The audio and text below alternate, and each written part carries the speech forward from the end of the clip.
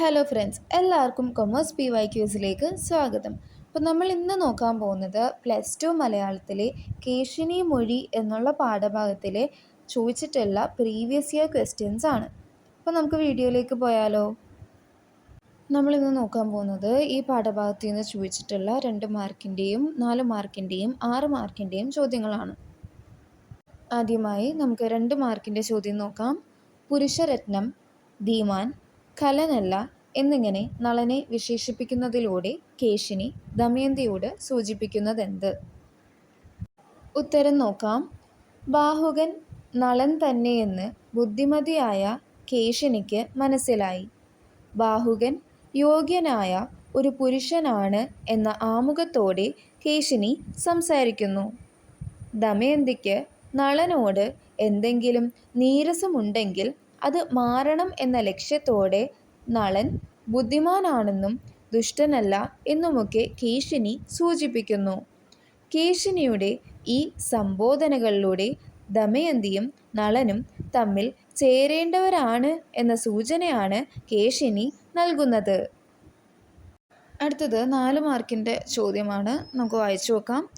ദമയന്തിയെയും ബാഹുകനെയും കുറിച്ച് പറയുമ്പോൾ ഉപയോഗിക്കുന്ന സംബോധനകളുടെ അടിസ്ഥാനത്തിൽ കേശിനിയുടെ സ്വഭാവ സവിശേഷതകൾ ലഘുക്കുറിപ്പായി എഴുതുക.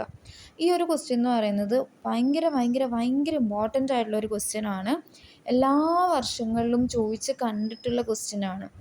അതിപ്പോൾ 4 മാർക്കിനായിക്കോട്ടെ 6 മാർക്കിനായിക്കോട്ടെ എല്ലാ വർഷങ്ങളിലും നിരന്തരം ചോദിക്കുന്ന ക്വസ്റ്റ്യൻ ആണ്. അതിപ്പം ബോർഡ് എക്സാമിനായിക്കോട്ടെ അല്ലാത്ത ഏത് എക്സാം ആണെങ്കിലും ഓൺ എക്സാം, ക്രിസ്മസ്, ഇതിനെല്ലാത്തിനും ചോദിക്കുന്ന ഒരു ഇമ്പോർട്ടൻ്റ് ആയിട്ടുള്ളൊരു ക്വസ്റ്റ്യൻ ആണ് ഈ കേശിനിയുടെ സ്വഭാവ സവിശേഷത അല്ലെങ്കിൽ കഥാപാത്ര നിരൂപണം. പല ക്വസ്റ്റ്യൻ മാറി പലതരത്തിൽ ചോദിക്കും. എന്നാലും നിങ്ങൾക്ക് മനസ്സിലാവുന്ന രീതിക്കായിരിക്കും ചോദിക്കുക. പക്ഷെ എന്നാലും എല്ലാ വർഷവും ചോദിച്ച് കണ്ടിട്ടുള്ളതാണ്. അപ്പം 4 മാർക്കിന് ചോദിച്ചാലും 6 മാർക്കിന് ചോദിച്ചാലും രണ്ടിലും എഴുതാൻ പറ്റുന്ന തരത്തിലാണ് ഞാൻ ആൻസർ തയ്യാറാക്കിയേക്കുന്നത്. അത്രയും സിമ്പിളായിട്ടാണ് ആൻസർ തയ്യാറാക്കിയേക്കുന്നത്. അപ്പം നമുക്ക് ആൻസറിലേക്ക് പോവാം. ദമയന്തിയുടെ തോഴിയാണ് കേശിനി.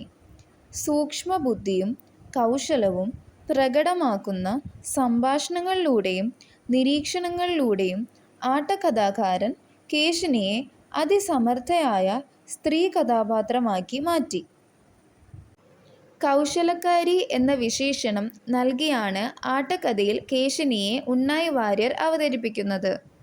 ബാഹുകനുമായുള്ള സംഭാഷണത്തിനു ശേഷം അദ്ദേഹം പറഞ്ഞതു കേട്ട് തിരികെ പോരാതെ ഒളിഞ്ഞുനിന്ന് ബാഹുകൻ്റെ പ്രവൃത്തികൾ നിരീക്ഷിക്കുന്നത് കേശിനിയുടെ നിരീക്ഷണ പാടവത്തിനും സാമർത്ഥ്യത്തിനും തെളിവാണ്. പാചകവും മറ്റു കർമ്മങ്ങളും ഇങ്ങനെ നിരീക്ഷിച്ചതിനു ശേഷം സ്വന്തമായ ഒരു നിഗമനത്തിൽ കേശിനി എത്തുന്നുണ്ട്. തുടർന്ന് ദമയന്തിയെ കണ്ട് വിവരങ്ങൾ ധരിപ്പിക്കുന്ന രീതിയിലും കേശിനിയുടെ ഈ സാമർത്ഥ്യം പ്രകടമാണ്. ദമയന്തിയെ സുന്ദരി എന്നും ബാഹുകനെ പുരുഷരത്നം എന്നും വിശേഷിപ്പിക്കുന്നതിലൂടെ അവർ തമ്മിൽ ചേരേണ്ടവരാണെന്ന സൂചന കേശിനി നൽകുന്നു. കേശിനിയുടെ കുശാഗ്രബുദ്ധി ഇവിടെ പ്രകടമാണ്. ദമയന്തിയോട് സ്നേഹവും ആദരവും പുലർത്തുന്ന കേശിനി അവളെ സ്വാന്തനിപ്പിക്കുകയും ചെയ്യുന്നു ആട്ടകഥയിൽ.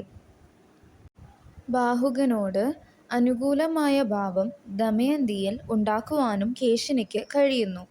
നളൻ നിരപരാധിയാണെന്നും ദുഷ്ടതയും കളങ്കവും നളനില്ല എന്നും പറഞ്ഞുകൊണ്ട് കേശിനി ദമയന്തിയെ സംശയവിമുക്തയാക്കുന്നു.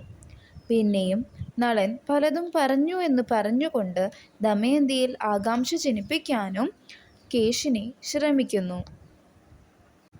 ദമയന്തിയുടെ സുഖത്തിനും സന്തോഷത്തിനുമായി കൗശലത്തോടെ തികച്ചും മനഃശാസ്ത്രപരമായി പ്രവർത്തിക്കുകയാണ് കേശിനി.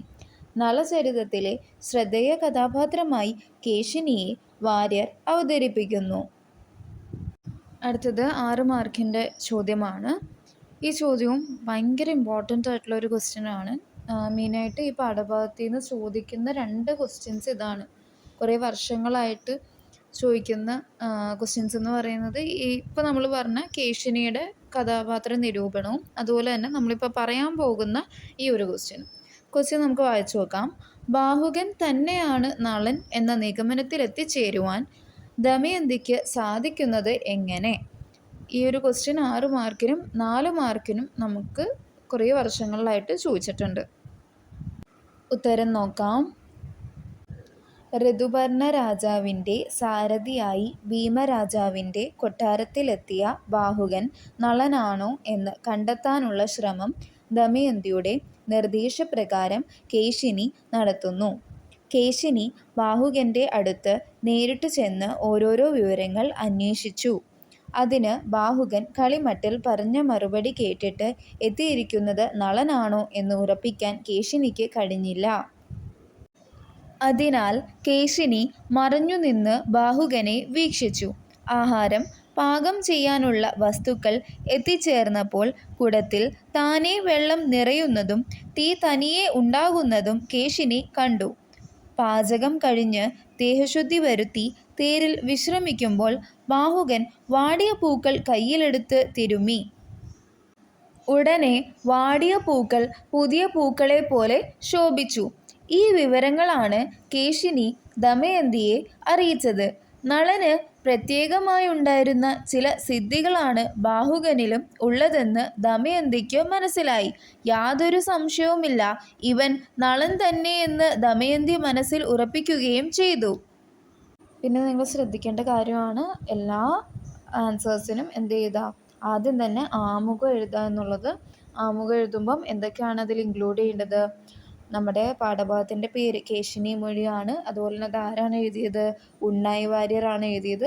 അതുപോലെ തന്നെ ആ ഫസ്റ്റത്തെ ആ ഒരു സന്ദർഭം വിശദീകരിക്കുക. അതായത് ഋതുപർണ രാജാവിനൊപ്പം ഭാവുക വേഷത്തിൽ ഭീമരാജാവിൻ്റെ കൊട്ടാരത്തിലെത്തിയത് നളനാണ് എന്ന് ഉറപ്പുവരുത്താൻ വേണ്ടിയിട്ട് ദമയന്തി ആരെ ഏൽപ്പിക്കുന്നു? കേശിനിനെ ഏൽപ്പിക്കുന്നു. അങ്ങനെ കേശിനി ചെയ്ത കാര്യങ്ങൾ അങ്ങനെ ജസ്റ്റ് ഒന്ന് ആ ഒരു സിറ്റുവേഷൻ, ഫസ്റ്റത്തെ ആ ഒരു സിറ്റുവേഷൻ ജസ്റ്റ് ഒന്ന് വിവരിക്കാം. അത് ഇത്രയും കാര്യങ്ങളാണ് ആമുഖത്തിൽ വേണ്ടത്. ആമുഖം എഴുതാനായിട്ട് മറക്കരുത്. ആമുഖം എഴുതിയാൽ മാത്രമേ നിങ്ങൾക്ക് ആ ആൻസർ എഴുതിയതിൻ്റെ ആ ഒരു ഫുൾ മാർക്ക് കിട്ടുള്ളൂ. നിങ്ങളുടെ ആൻസറിൽ എന്തൊക്കെ കണ്ടൻറ് ആയിക്കോട്ടെ, ഫസ്റ്റ് എന്ത് വേണം? ആമുഖം എഴുതണം. ഓക്കെ, അപ്പോൾ അത് ശ്രദ്ധിക്കാം കേട്ടോ. അപ്പോൾ അത്രേ ഉള്ളൂ നമ്മുടെ ഇന്നത്തെ വീഡിയോ. പിന്നെ ഈ പാഠഭാഗത്തിൻ്റെ ആശയമൊക്കെ നമ്മൾ നേരത്തെ ഇട്ടിട്ടുണ്ടായിരുന്നു. അപ്പോൾ അത് കാണാത്തവരുണ്ടെങ്കിൽ എന്തായാലും കണ്ട് നോക്കാം കേട്ടോ. അതും കൂടെ കണ്ടാലും നിങ്ങൾക്ക് ആ ചാപ്റ്റർ എന്താണ് എന്ന് മനസ്സിലാക്കിയാലും നിങ്ങൾക്ക് ആൻസേഴ്സൊക്കെ എഴുതാനായിട്ട് പറ്റുള്ളൂ. അതുപോലെ തന്നെ വീഡിയോ ഇഷ്ടമായി കഴിഞ്ഞാൽ എല്ലാവരും ലൈക്ക് ചെയ്യുക, സബ്സ്ക്രൈബ് ചെയ്യുക. അതുപോലെ തന്നെ നിങ്ങളുടെ അഭിപ്രായങ്ങൾ എന്തോ ആയിക്കോട്ടെ, ഇപ്പം ചീത്തയായിക്കോട്ടെ നല്ല ആയിക്കോട്ടെ, അത് കമൻറ്റ് ചെയ്യുക കേട്ടോ. അതുപോലെ തന്നെ നിങ്ങളുടെ ഫ്രണ്ട്സിനൊക്കെ ഇത് ഷെയർ ചെയ്ത് കൊടുക്കുക. പിന്നെ എല്ലാവരും കൂടി ഒന്ന് സപ്പോർട്ട് ചെയ്തിട്ട് എനിക്കൊരു 500 സബ്സ്ക്രൈബേഴ്സെങ്കിലും ആക്കി തരണം കേട്ടോ. അപ്പം കാണുന്നവരെന്തായാലും സബ്സ്ക്രൈബ് ചെയ്യാം. എനിക്ക് എത്ര പറയാനുള്ളൂ. അപ്പോൾ അടുത്ത വീഡിയോയിൽ കാണുന്നവരെ ബൈ.